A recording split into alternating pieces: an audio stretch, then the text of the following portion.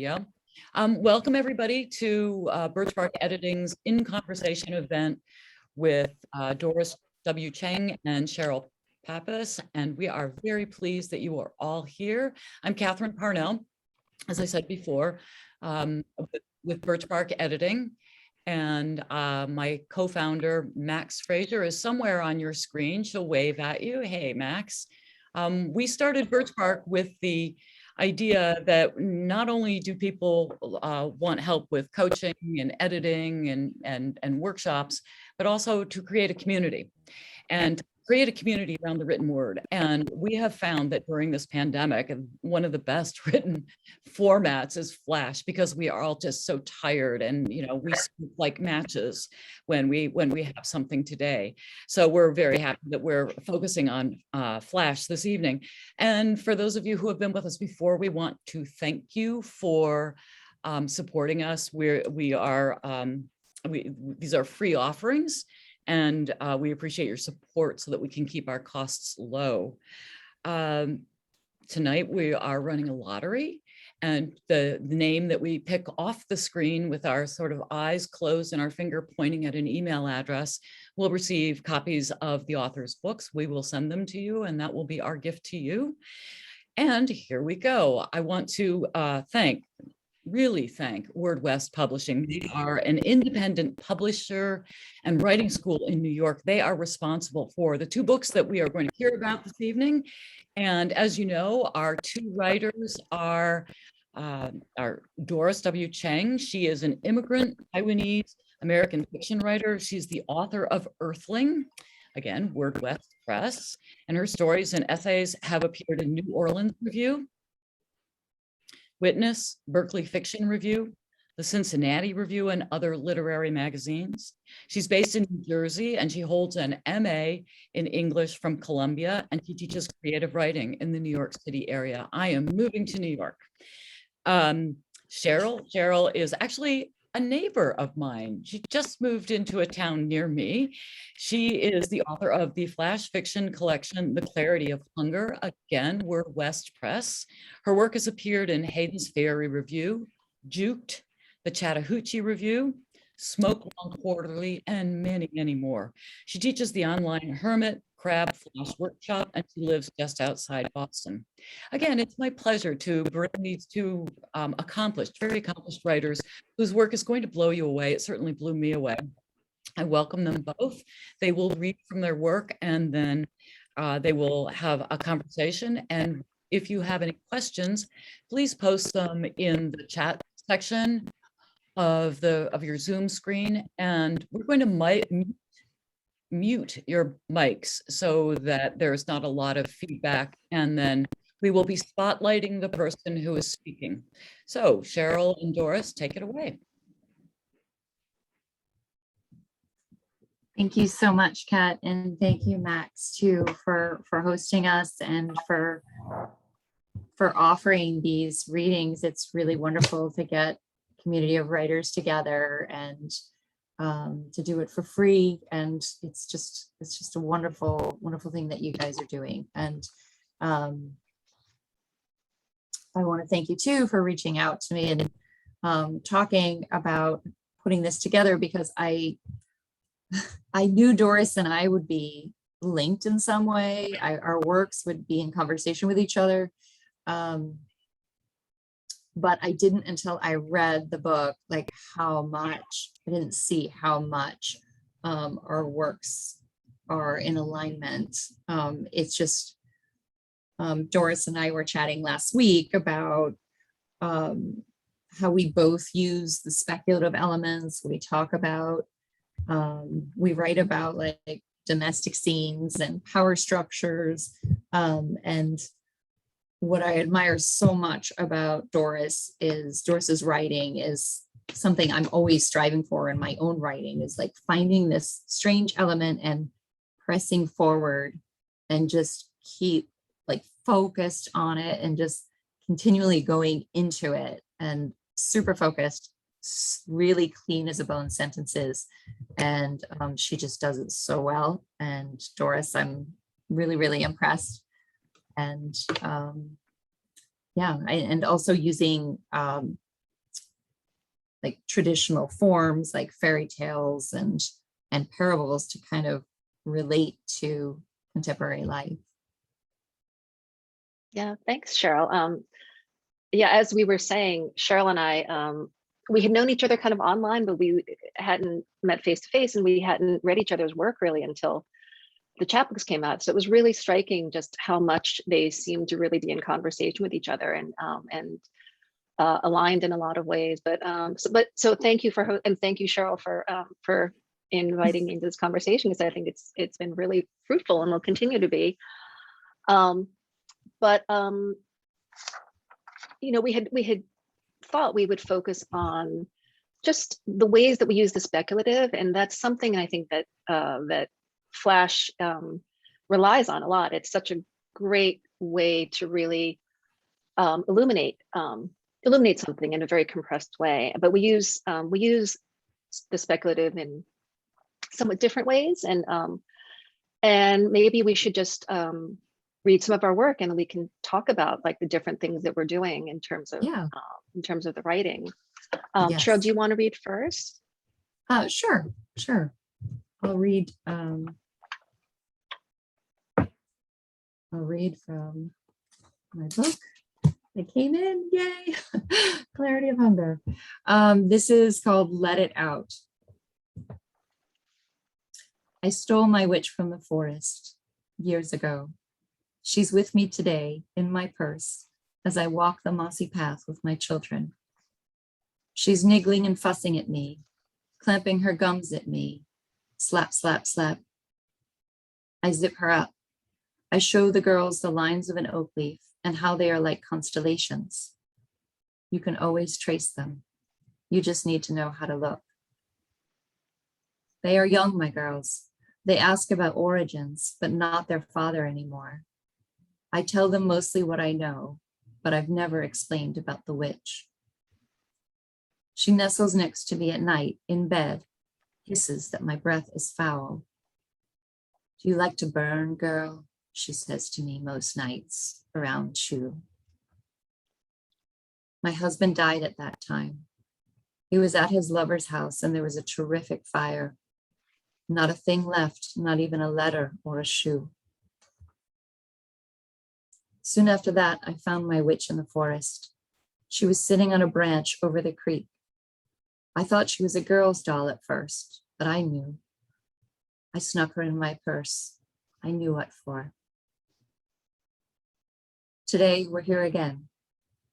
I might put her back. I might stuff her tiny mouth with moss. I might bury her in the mud. I might drown her in the creek. I might keep her. I might have lit the match.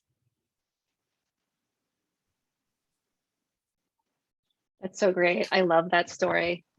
Thank you.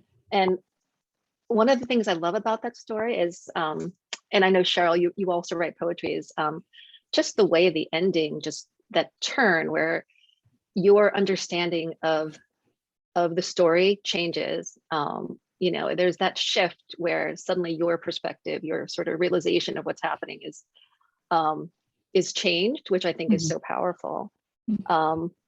And just the way that, you know, you give us a hint of, with the line of, you just need to know how to look, like it's kind of about the ways that we're seeing and that we're understanding the story. And so you kind of, you know, set that up, and then just, you know, the ending just really drives it home. So Thank you. Thanks. I would love to hear you read the self-reflection. Can you please read self-reflection? Because I think it's such a good pairing with Let It Out. Okay, so this is a flash fiction called Self-Reflection. Someone has left a present on my doorstep. There's no card, no occasion I can think of, but my daughter's excited to open it, so I bring it inside. Turns out it's a stuffed bear. It's cute except for the fact that it won't stop talking. It says things to my daughter like, take only one cookie, sweetie, or no more than 30 minutes of TV. Wooden puzzles are more fun, don't you think? When I pick him up for a closer look, the bear cocks his sailor-hatted head at me. Doris, he says, all that dirty laundry hosts harmful bacteria, and the mold in your refrigerator It's a miracle no one has gotten salmonella. I want to throw the bear in the garbage, but I consult my parenting book to make sure. The book says that under no circumstance am I to throw the bear in the garbage. Children, it says, must learn to appreciate the gifts they are given. Living with the bear will teach your child habits of gratitude and self-reflection. Of course, I want to do the right thing as a parent, but it's hard to live with the bear. The bear has many demands, among them that I give my daughter only organic snacks and play Mozart in the car. He also likes to correct my spelling and point out better ways to organize my drawers. One night, my daughter and I watched the Miss America pageant. The bear perches on the back of the sofa and makes snide comments in my ear. This show perpetuates the objectification of women. As the mother of a girl, you are setting a terrible example. But it's a scholarship competition, I sputter. We like the pretty dresses. You should be enriching your daughter at this formative stage of her life. He purses his furry lips. There is nothing intellectually or spiritually redeeming about this spectacle. How about some Baywatch while you're at it? The bear doesn't shut up until I change the channel to PBS. My daughter is a compliant soul. She nods when the bear insists on fixing her homework before she turns it in. She says nothing when he asks, after a pointed pause, is she really sure she wants to wear the red tights with the pink dress? It's not until she wakes up one night to find him gazing at her with unblinking plastic eyes that she begins to crack. Mom, she whispers, I don't like how Teddy is always watching me. She clutches me tightly, a passenger on a sinking ship. She starts to wash her hands until they're raw. She picks up objects around the house, the newspaper, a hairbrush, and sniffs them, wanting to know if smells can make a person sick. The sight of my beautiful girl sniffing a spatula sends me from the room weeping. The bear finds me ironing. He tells me to stop crying. He says I need to work on my gratitude and self-reflection. And besides, I'm getting tears and snot all over the clean laundry. I cry harder. When my daughter refuses to hug me unless she is wearing oven mitts, I clench my teeth. I see she is wrapped in an invisible cocoon. I want to dig my nails into the sticky threads, rip them away before she transforms into something unrecognizable. It's time to stop crying. I invite the bear to join us on a picnic in the woods. I bring a basket of nitrate-filled lunch meat and partially hydrogenated cookies. While he is busy lecturing us about the dangers of processed foods, we book it to the car. We tumble in and lock the doors. I switch on the ignition. I can hear him yelling. His voice is insistent, close. Come back, you're doing everything wrong. You'll never get into Harvard. My daughter plugs her ears. I slam the car into reverse and feel a soft thump. I drive over the bear, forward and back, until I no longer hear his voice. Mm. That's so great. That's so wonderful to hear you read that. I read that story a few times. I think this is such a good story that you chose to read because it's one of many stories in the collection that are about these, what I call admonishing voices. And it's this hypercritical, almost familial, like I could hear like a mother tone in the bear, like just insisting. And you take this strange element, almost like a Twilight Zone, like that doll that comes alive, but you take this one creature, this supernatural creature, and have it stand in, and you just go in until that turn at the end where the woman's just had enough. It's exactly what I love to read. Like these are exactly my kind of stories because of that, because you have this really simple setup. Okay, this bear, someone's left a present on my doorstep. There's no card, no occasion. Turns out it's a stuffed bear. It just starts out extremely simple, but then you press in with this image of the bear and the sound of the bear, and it reveals all of the voices going on in our heads all the time, all coming out through this bear. So that ending when the bear is run over is really satisfying because we need to squash those voices. And I feel like that's what a lot of your stories are are about squashing those voices, about negotiating with those voices. And in my story, oh, go ahead, sorry. I was just going to say, yeah, I mean, also in your stories, you know, and I think that's something that's really interesting. It's just the ways that I think the both of us are kind of questioning, you know, certain kinds of power structures and certain kinds of voices that are imposing themselves on our characters. Mm-hmm. What I found interesting with yours, Cheryl, was it's the witch is sort of the interior voice of your character, Mm-hmm. which she is trying to press down on. And I think with mine, it's more of an external voice that is in danger of becoming internalized. Right, right. And as a, but I think as a flash fiction device, I think that's something that, you know, for people who write flash fiction, that's something that's such a great, you know, way to get at something, which is, what if you took this voice that is in your head, whether it's an interior inner critic or whether it's an external voice, and what if it became a tangible, you know, and what then? And I think there's, it's something that's just, it creates a premise that then like leads you into so many different directions. Okay, so there's this thing, and then what if actually it was a real physical thing? Right. And with your story, I mean, I think that was so interesting, just the ways that we kind of grapple with this, these impulses. I mean, both of our characters have these impulses towards rage and violence, which is, you know, always there under the surface. And isn't that just like real life? I mean, for me anyway.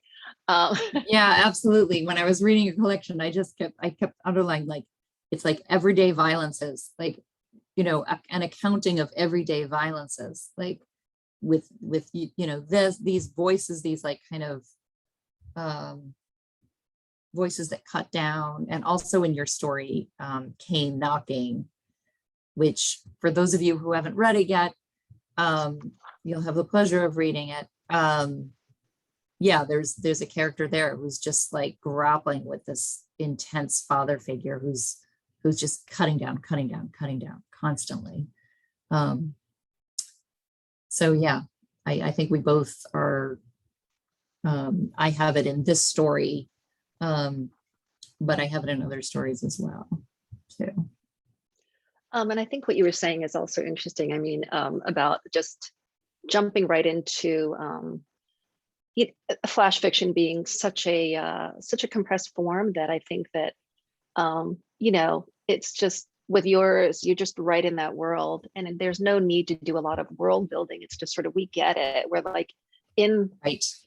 And I think that you make use of the fairy tale trope in such an effective way. I mean, I think fairy tales just have this common purchase, I guess, where we, you know, we know what it means to be in a forest. We know what witches, and I think that's another way that is like such a great, efficient way to get a mood across, get a meaning across. Like we just, you know, we know like what to feel, and just sort of, we get that vibe without needing to do like a lot of explanation or world building.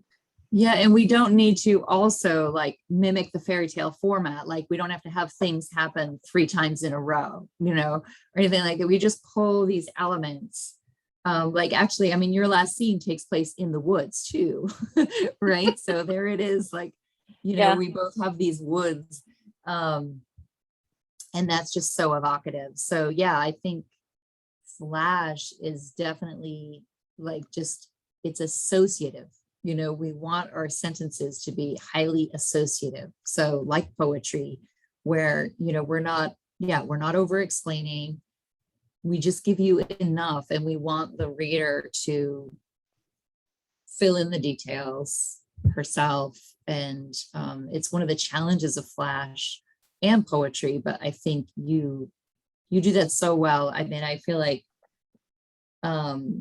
with the speculative elements, like what these objects or characters like the bear represent, like it's just packed with power, with associative power. And Yeah, extremely concise. Yeah, it's just, it's one of the joys of writing Flash well, but it is something I say often to people who are interested in world building or writing drafts in Flash, like just don't, just, it's there. It's just casually there. Like the bear is just there, you know, like it's just, you don't have to explain anything, that there's like a book, you know, like this parenting book that's mentioned, like it's just there. Don't question, just let it happen, you know. Yeah, and I think it comes down to really trusting the reader and knowing that you can trust the reader and knowing how much to trust the reader, and that you don't need to necessarily explain all of these things. But because with the speculative, and I think for both of us, there is almost like a symbolic language, you know, we just, and I think you're using the language of these, like I was saying to Cheryl the other night, I'm like, all of these things never really are just things. They're all pointing to other things. Right. And so you learn to trust the reader will kind of understand that language or sort of be able to pick it up through the context. And that's actually something that maybe we can talk about. I love in Cheryl's collection, just the imagery, the objects are so deliberate and so perfectly chosen and so surprising.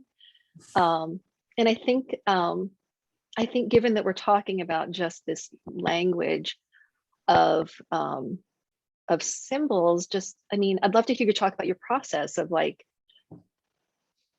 how do you get at some of these great lines, like a curvy highway littered with plastic keychains was like something that I highlighted as being, you know, really striking. You know, the crumpled sundress, there's, you know, the frozen lakes. I mean, I would love to hear about your process. Oh, sure. Thank you. Yeah. In some instances, I'm going for sound, like with Profile, which has that snippet, curvy highways littered with plastic keychains. When I wrote that, I was just listening more than thinking about sense. I was not thinking about sense at all. I was just like, how do my words make pleasure? You know, like I just wanted like just the sound to be pleasurable, and I wasn't worried about the meaning yet. And it's a prose poem Flash. It can kind of go both ways. Profile. It's basically, it starts out like an online dating profile, but it's explains, you know, what this woman wants, you know, what she wants in a lover, all the way to death. So yeah, so I was just going with that feeling. I wrote it during that time when online dating profiles were kind of new. So this was a long time ago. But I was obsessed. I was interested. I wasn't dating. My friend was dating, but I was like, this is so bizarre. It's okay, Cheryl. Like, you don't need to you don't need to hide anything. My husband's in the other room here. But I was obsessed. I thought it was so fascinating. It's just like, you know, you're just looking at pages and pages of ads for the self, you know, and I was just like, wow, this is like such a consumerist paradise of the soul, you know, like what, like. But it's like funny, it just made me I just suddenly was thinking pina coladas and walks in the yeah. Like, oh yeah, right? Let's take that form. Why, it's such a great, and you do a lot of hermit crab forms, but that's a great form to use in a piece of flash fiction. What would you put in a you know, in your dating profile? Exactly. Yeah, no, definitely. So I was just, so that was inspired by that. So it was sound though, that the feeling was like this overconsumption, this like drive, you know, so I just was going with that. And as it turns out, that line did make sense logically, but you kind of had to step away and see it. And then, you know, in terms of other like stories and where my process in like finding these objects or these descriptions, it's Sometimes stories come to me in images, like tending the elephant was definitely an image. Like I just saw the elephant, like I just went with the elephant and kind of slowly build the story around the elephant and these two people on either side of the elephant. And it's a love story about these two people who are both cleaning an elephant, one on each side, and they can't see each other. So yeah, so that's what. Yeah, I love that, because it's such a different process. Yeah, I mean, for me, I mean, I also like really am attentive to the sound of the sentences. I wasn't thinking in terms of image as much, in terms of like my process for these stories, but more honestly, it was sort of dreams. I mean, I think of several of them were literally, and but then I started thinking, did you write from dreams before? Have you like written a story out of a dream? No, but what I was doing was thinking that I wanted to write about to take the idea, which is, again, it's like the sort of like a little bit of a craft idea of like taking dreams. I believe that dreams are, like Freud says, where they're all a form of wish fulfillment. So they're wish fulfillment gone awry, where sometimes what you wish for isn't necessarily literally what you wish for. What you want, yeah. But it's sort of a what if. The thing that you want the most, or the thing that you fear the most, literally came true. So that was sort of the, and I think that writing with restraints, and similar to writing with hermit crab forms, giving yourself some restraints is very generative in terms of pushing you to like get deeper into your ideas. So the restraint was, the premises were sort of thinking about what is your deepest fear, or what is your deepest want, but made literal. And then if it was sort of a dream form, it was sort of like, okay, no backstory, no, because dreams are forward moving, they're linear, so there will be no backstory, there'll be no, reflecting and that kind of interiority. Absolutely. And then the sentences had to be very forward moving too, subject verb, because I felt like that kind of movement had to come down to the sentence level. But it was one of those restraints that I think when you give yourself, it gives you the rules that you create just help you move forward through a piece. Absolutely. And I'm sure you found that with hermit crabs too, that oh yeah you have that. Like this pinpoint that you're working on toward, you're just going, and it just it gives you the structure to play. But just listening to you talk about dreams, I can't help but think of Parcel Post. I don't know how many people here have read Parcel Post of Doris's. It's the one short story in your collection, actually, right? It's like a longer story with the rest being flash. But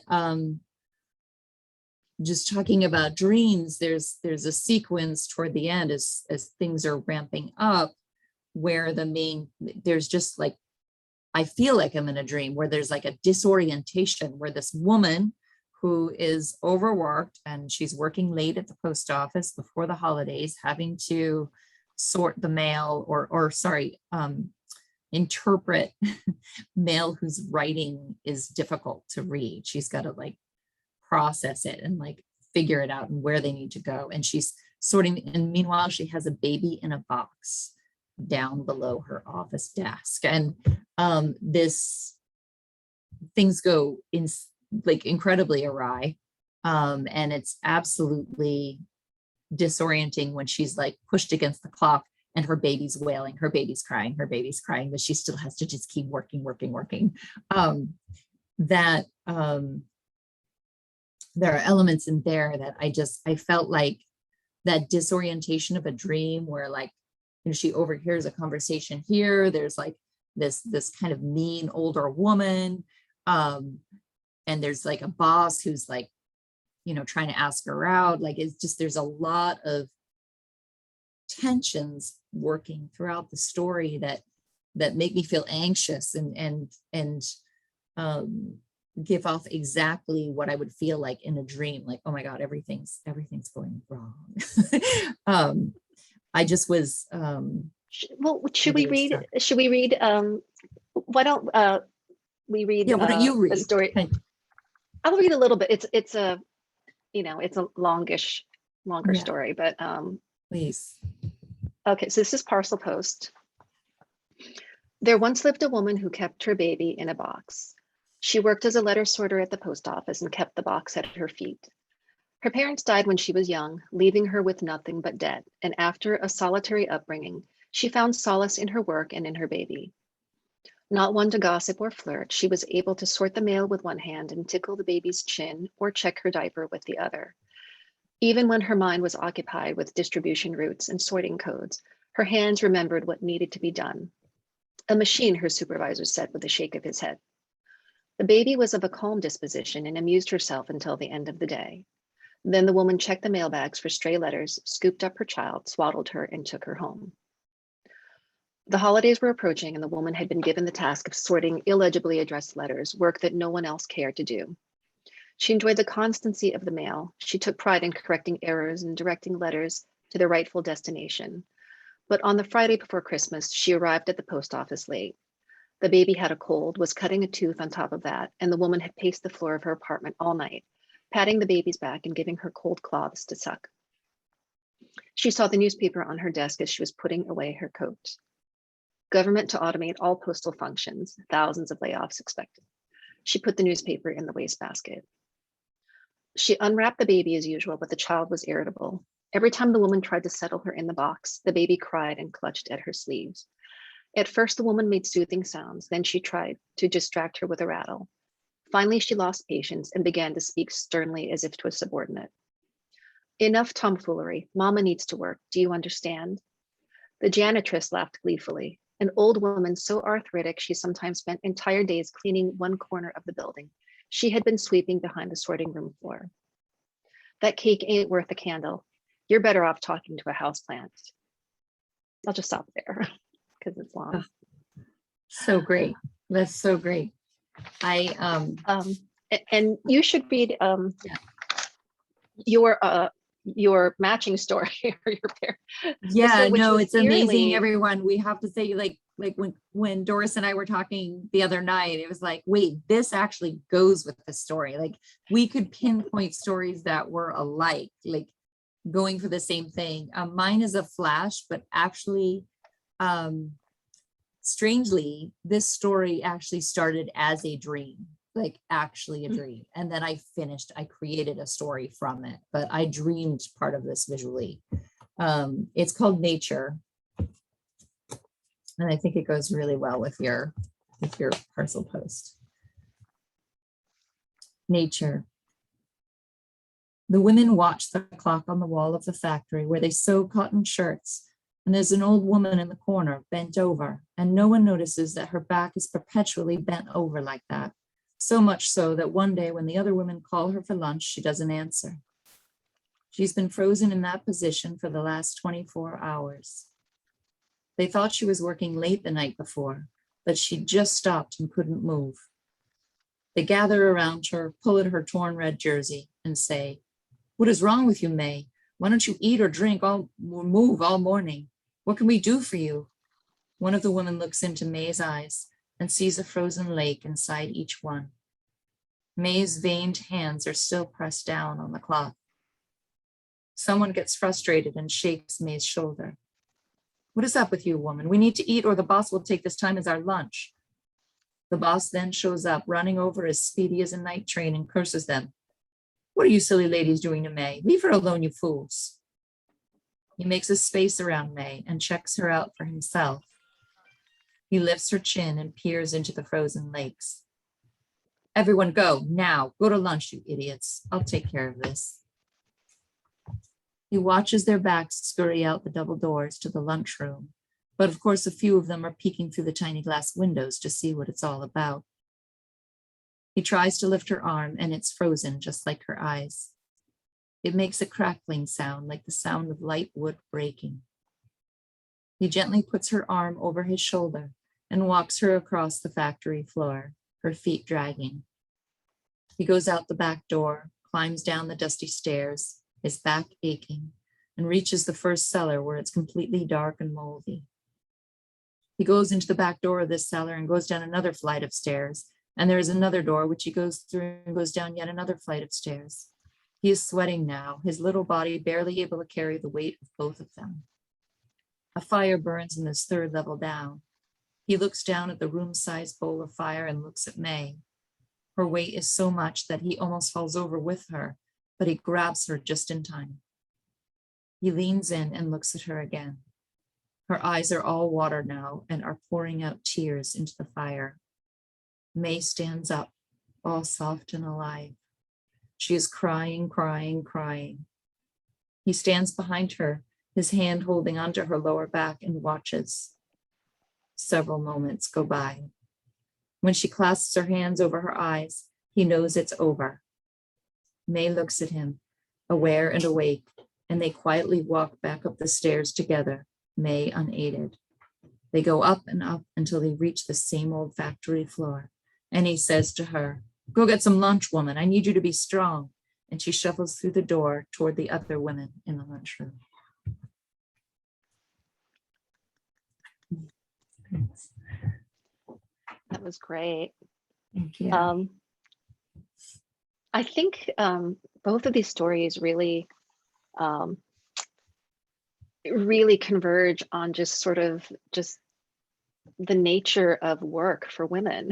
And I love that, you know, there's, and that's something that comes up in other stories of yours too, Cheryl, just, you know, that we're sort of writing with this very much of an awareness of kind of like what, you know, what is expected of us? What does it mean? And what are our deepest fears? I think,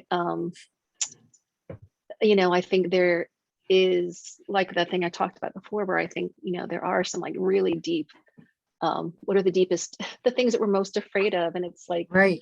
I just feel like for your character, it's just being expendable and disposable. Yeah. Yeah. And just being, a machine. Working like a machine, like with no human emotion allowed. Yeah. Oh, excuse me, just a second. Yeah, I think in my piece, I had actually had the supervisor say that to the character, you know, you're a machine. And I think that it's almost as if our stories are about like women at different stages of their lives, you know, having a baby and being expected to do it all. And your biggest fear is you can't. And when your kid is crying, you just want to put them in a box and just put them in a drawer and just let me do what I need to do. Like, I have this task. I am being paid. This is our roof over our head. Like, it's that stress, that like overbearing stress. Right. And I think for yours, deny our instinct of just like taking care of our baby. Right. Yeah, and then for yours, it's sort of like then, like when you become older, I mean, you know, it's just the way older women are devalued, you know, in our society, and just the disposability, like literal disposability of, and you have such a great image in that story. It's just, you know, he looks in her eyes and there's just the frozen lakes. It's just, you know, again, it's like what you're doing with images is just really, really powerful, because it's like we get all of that through the image. The associative, like, just you don't have to explain, right? Yeah.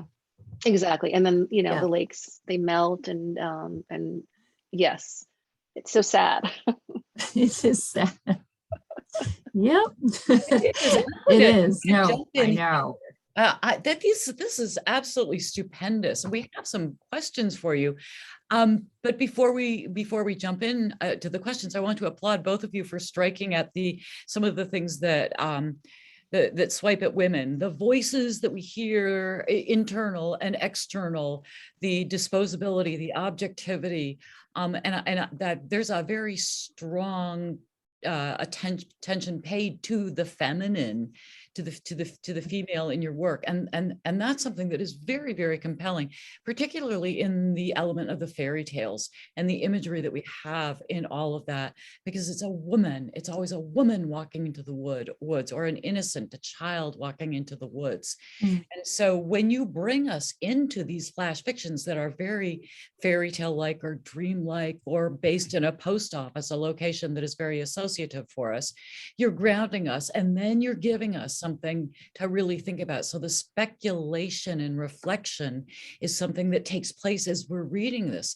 So we're getting these bumps of recognition all along the way, which sort of comes with one of the questions that we have here. And I'm going to shorten it a little bit because it has to do with structure. And I think it's something you can both address. It's how important is it for a reader of your stories to see the work, its structure, as they're reading the work? So I think Cheryl addressed that a little bit before, the idea of the structure and the arc of the plot, how it moves along. You don't need to repeat things 3 times. It's only right. once. So how does that work out in terms of structure? That's a question that we got. Okay, sorry. So how do we decide on the structure? How important is it for you oh. as writers to have Okay. recognize that structure? Oh, I see. Got it. Sorry. Yes. I try not to let it, I don't want to assume too much. Like, for instance, like with Let It Out, right? That's just, you're in a forest, like there's no actual fairy tale that's based on, right? But it's in a lot of people's minds what the forest is, what the woods are, the deep dark. I want it to be as easily accessible as possible. I do have a story that's based on Rumpelstiltskin that I'm concerned that it's not published yet, but it's like, I'm concerned that people will get the reference. So it is important for me to get people to get something out of it, whether or not they recognize the structure. So I have to be, if I'm being intentional about what structure I'm referring to in a fairy tale, I want it to be really clear. Or just use elements that just could be, more deeply associative of just general fairy tale elements, not one particular one. Doris, what about you?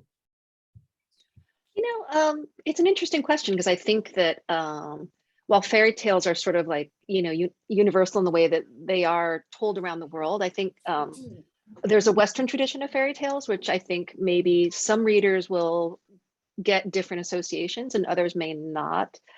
And I think for me, but I think that just speaks to the way everyone reads. Everyone reads with, they bring whatever they bring. And people will always kind of read and get different things out of a story. And I think it's something to think about as a writer, but it just comes down to just finding the best way. We have so many choices in how we can choose to tell a story.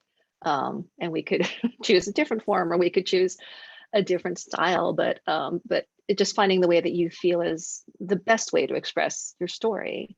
And I think some readers will pick up on all the different, sort of nuances, and others may get something different from it. And I think that's also fine. It's, it's great. Okay, so that brings me to a bigger question. And for those who are not familiar with flash fiction, let's see if we can't have some understanding of what flash fiction is. And Cheryl, you've mentioned hermit crab, and I don't know if that's a term that everyone is familiar with. So maybe a little definition there. Sorry about the beeping. People are coming in. Absolutely. No, that thank you so much for making me explain that, because yeah, it's really not familiar to everyone at all, even, among flash writers. And so yeah, hermit crab flash is one term for when you borrow a form of something that's extremely familiar. And I'm not talking about fairy tales or anything like that, but more like the form of word problems, or the form of a shopping list, or the form of a recipe. So you borrow the form and you subvert the form by putting in a story within that form. So you have the hermit crab, you have the existing structure and your story, and they're juxtaposed, and you get really interesting results. Like it's just an amazing process of writing these. Because you're relying on the familiar structure when you're drafting, you have this like groundwork already done, this like boilerplate, and then whatever comes up tends to be like deep from the subconscious. Like it's really fun. And so it's in flash fiction, this is I think it's becoming more popular now, but you can find it in a lot of journals. Yeah, and I think not just flash fiction too. I think Yeah. it can be used for longer. Yeah. Someone in the chat just brought up, I wrote a personal essay that was entirely in the form of it was like an annotated history with footnotes, and it was really, it was just a really great way to get at some material, you know, without doing this traditional straightforward, because sometimes that doesn't give you the kind of like perspective or the kind of, you know, stance that can, you know, let you get an insight, or just, you know, having that kind of very much hyper focus on one thing, one feeling, one issue, which is what flash fiction I think does, especially. It's a hit. You get your hit of something.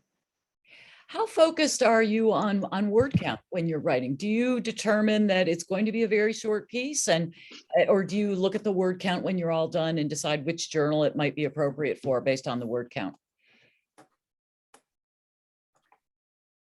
Oof. Tough one. Doris, what do you think?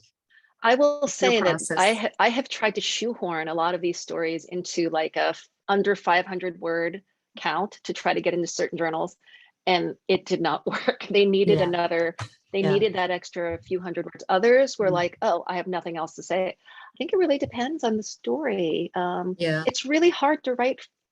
I don't know, maybe other people do it. I find it really hard to write for a certain word count versus, you know, having a story, thinking, I generally know if it's flash or if it's a short story or a novel, but in the realm of flash, it's hard to know because you're talking about like 100 words here, you know, or there, and it's just such small increments.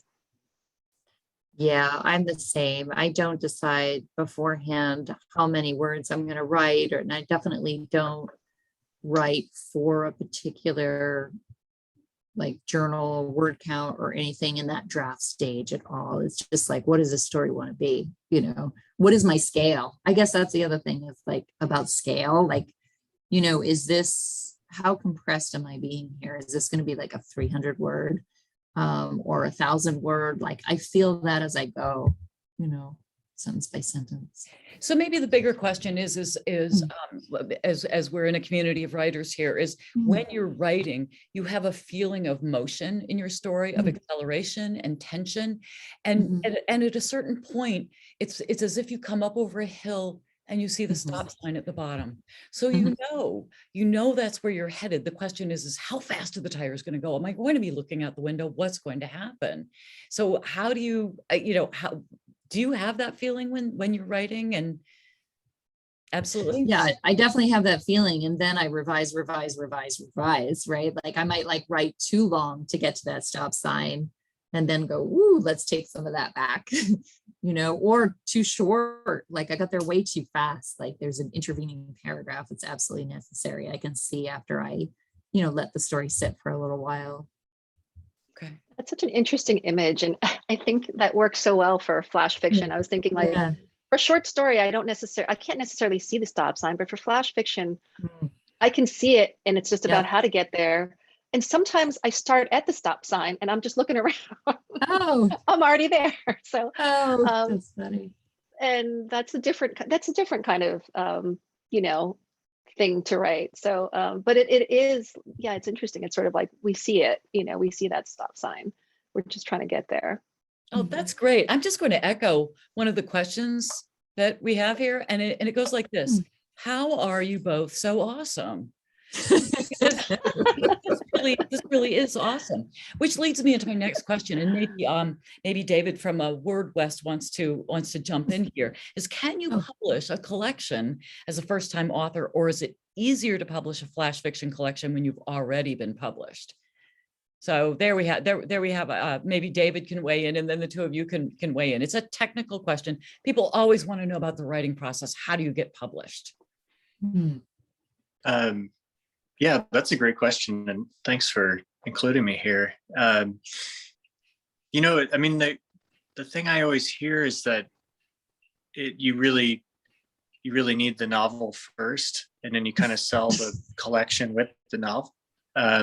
But one thing I love about indie publishing is that you're not tied down to any sort of formula. I mean, you just kind of go where your intuition is and where the excitement is. I mean, with us, we're just a small little team. So, you know, we read something, whether it's a 30-page chapbook or a 300-page novel. And if there's an energy, if there's, you know, something about it that's really speaking to us, we just go for it.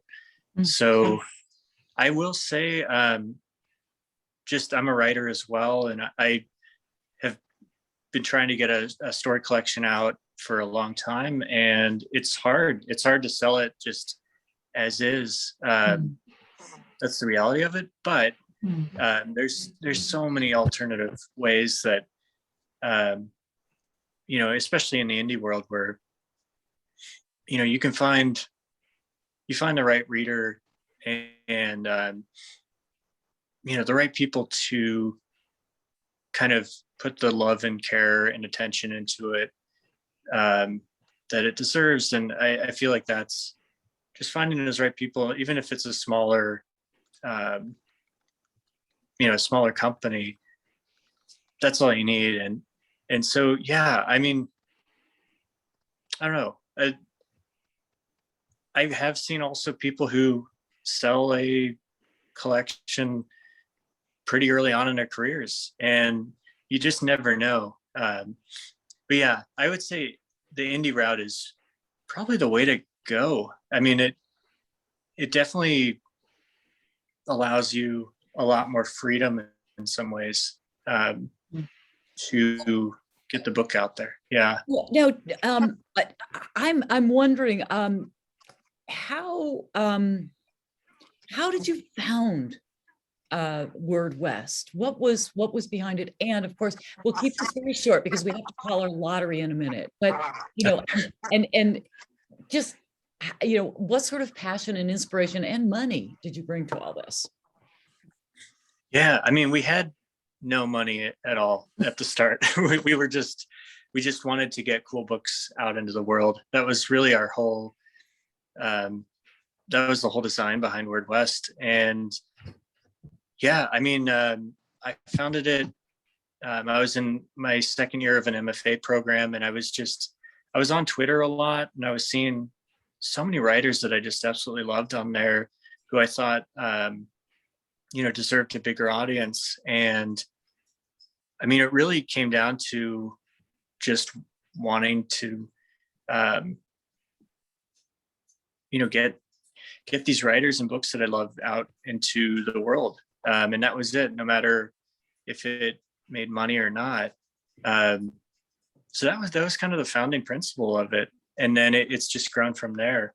That's excellent. Yeah. David, that's excellent. And I want to thank you so much, because without people who are passionate about books like this, we wouldn't be sitting here tonight.